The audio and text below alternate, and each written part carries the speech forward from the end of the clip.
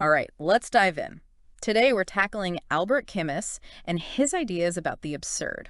Ooh, Camus. Yeah, always a fascinating one. Definitely. We've got some study notes on his famous work, The Myth of Sisyphus, Okay. which delves into some pretty heavy stuff about, meaning, revolt, even how we approach art. Right. So we're going to just try to break down those complex ideas and maybe see if Mhm. they connect to, well, your life. I like it. Have you ever felt like you're searching for meaning in a world that just seems kind of indifferent? Like, is there even a point to all this? Oh, yeah. I think we've all been there. Well, Camus called that feeling the absurd. And what's interesting is he doesn't just stop at the universe is meaningless. Right. He goes deeper. Okay. For Camus, the absurd is all about this clash between our human need for meaning Yeah. and the universe's total lack of, well, caring about that need. It's like you're lost, you ask your GPS for help, and it just keeps saying, rerouting, rerouting.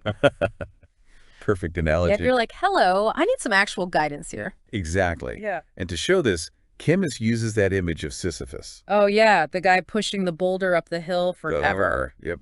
Talk about frustrating. But what Camus focuses on is that Sisyphus knows it's pointless. Right. He knows the boulder's just going to roll back down. Exactly. It's not about failing. It's about consciously doing something, even when you know it might be, well, meaningless. And doesn't that feel, well, kind of relevant to how we live now? Totally. It's like that never-ending to-do list, the constant pressure to keep up on social media. Oof, yes. We're all Sisyphus in some way. Pushing that boulder. Up that mountain. But Camus wouldn't tell us to just give up, right? Oh, no. He was actually really against suicide. Saw it as the easy way out. Instead, he's all about this idea of revolt. But not like storming the Bastille or anything. Right, not that kind of revolt. It's more internal, I guess. Okay. Like choosing to embrace life and create your own meaning. Even though it might feel meaningless, Even then. I'm starting to see how this all comes together. Yeah. Camus was a fan of Dostoevsky, but he really disagreed with that character, Kirillov in The Demons. Oh, right. The one who chooses suicide to become God. Yeah, why did that bother Camus so much? Well, Camus thought suicide was like surrendering to the absurd, Okay. giving up the fight, The fight. to live authentically. He felt there was more freedom in choosing to live, to create, So not ignoring the absurd, but... acknowledging it, And then... choosing to engage with life anyway on your own terms. That's a great way to put it. It's about realizing you have the power to create meaning, even when the world seems to say there isn't any. Wow, that's pretty powerful. It is, isn't it? So where do you see this revolt in your own life? What are your personal boulders you're pushing up that hill? That's a really good question. I know, right? It makes you think. It does. And that actually leads perfectly to another big part of Camus's thinking, art. Art. Yeah, but not just any art. He saw artistic creation as a form of revolt. For Camus, art wasn't about running away from the absurd, but facing it head on. Okay. He thought art could give shape to that feeling of meaninglessness, letting us explore what it means to be human in a universe that doesn't care. And he has strong opinions about which art did that well, right? Yeah, he loved Kafka's The Trial. Right. That one's all about the absurdity of the human condition. No easy answers. Exactly. But he wasn't as into The Castle. Which is interesting because they're both by Kafka. I know. So why do you think he preferred one over the other? Well, The Castle has this element of hope, this searching for something bigger. The higher power. Yeah. And I think Camus saw that as a way of avoiding the true weight of the absurd. So true absurd art has to stay true to that experience of meaninglessness. No sugarcoating it. No happy endings. Right. The trial is like that unflinching look into the void, no escape. So how do we apply this to our own creative stuff? Ooh, that's a good one. Whether it's painting, writing, even how we approach our work. Right. How do we create with this absurd mindset? How do we find joy in the process when we know ultimately the outcome might be meaningless? That's a question worth exploring. It is. But before we get there, let's talk about this other Camus idea. Philosophical suicide. Okay, that sounds intense. It is, in a way.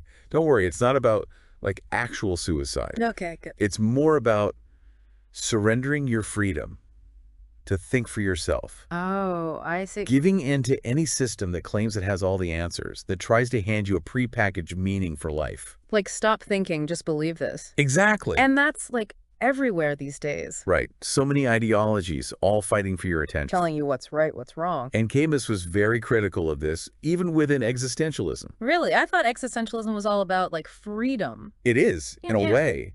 But some existentialist thinkers, while acknowledging the absurd, they still look for a way out of it. So they knew the universe didn't offer inherent meaning, but they were still hoping to find it somewhere else. Exactly. Like Kierkegaard with his leap of faith into Christianity. Oh, yeah. Or Chekhov, who believed in a God beyond human understanding. Even Husserl, right, with his search for those eternal, unchanging essences. Yes.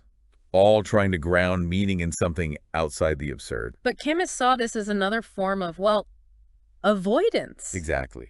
Dodging that uncomfortable truth. And this is where it ties back to revolt, isn't it? It all connects. For Camus, that tension, that not knowing, is where true freedom lies. So it's in the uncertainty, the questioning, the constant pushing back. That's where we can truly embrace the absurd and create our own meaning. So what might philosophical suicide look like today?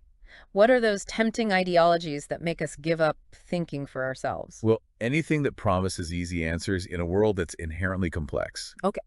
Blindly following a political ideology. Oh, yeah. Uncritically accepting social norms just because that's how it's always been. Makes sense. Even something like consumerism, with its promise of happiness through buying stuff. That's deep. It's like we're surrounded by messages telling us what to think, how to live. And Camus is saying, resist. Dare to think for yourself. Cultivate that skepticism. Exactly. The true absurd hero is the one who embraces that tension, the doubt. The one who keeps pushing that boulder, even when it feels pointless. Like Sisyphus? Yes.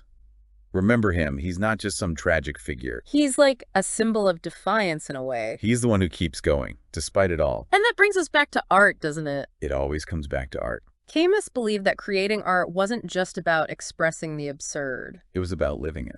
So the artist becomes like Sisyphus. Creating, knowing their work might not last. But finding meaning in the act of creation itself. It's like saying, yes, the universe might be meaningless, but I'm going to create something beautiful anyway. That's a great way to put it. And it's not limited to, like, painting or music. No, this absurd creation can be in anything. Our work, our relationships, even just the way we live each day. Exactly. It's about finding that spark, that purpose in the process itself. Not some big external goal, but the journey. The journey is everything.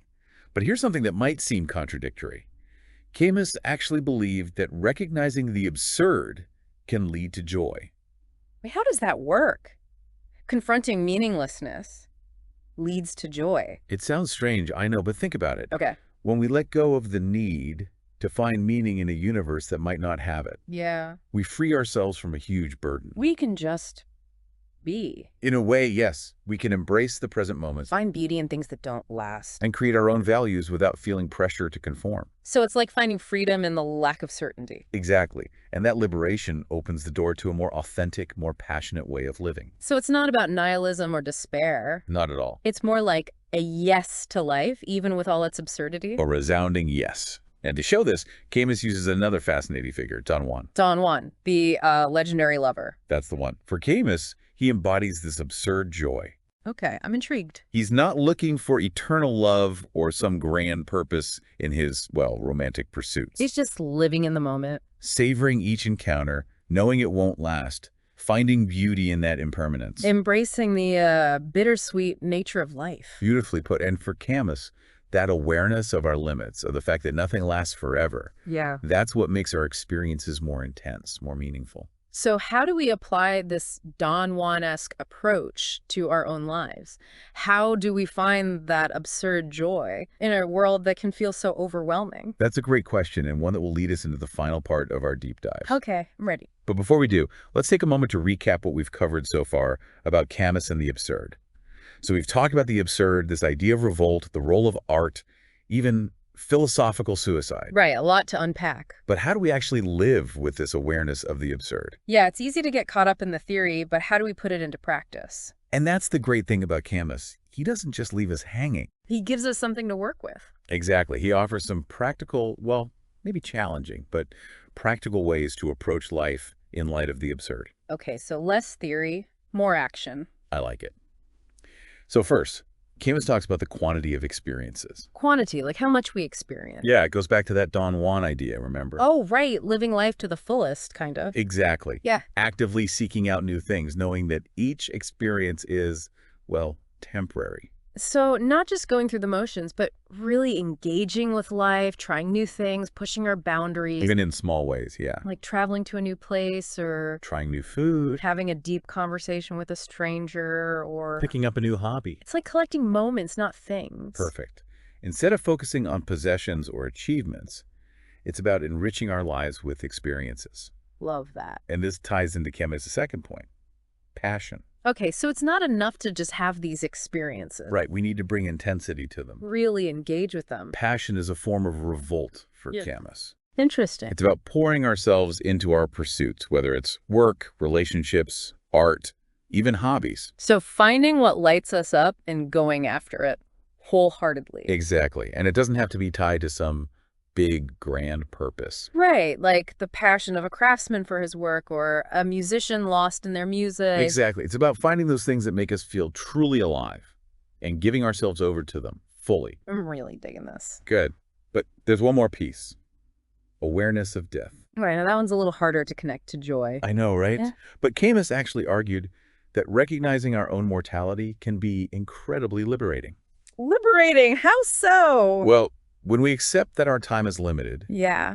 we stop wasting it on things that don't matter. We start prioritizing. Living each day with intention. So it's not about being morbid. No, not at all. It's about using that awareness as motivation. To live a more meaningful life. Yeah, to make the most of the time we have. Exactly. It's about appreciating every moment, the good and the bad, knowing that nothing lasts forever. This is really making me rethink things. That's what Camus does. He challenges us to look at life differently. But it's important to remember that he wasn't offering a recipe for happiness. Right. He knew life is messy. Unpredictable. Heartbreaking, even. But he still believed we could find beauty in it. Absolutely. Freedom in accepting the absurd. So where does this all leave us? What's the big takeaway from our deep dive into Camus?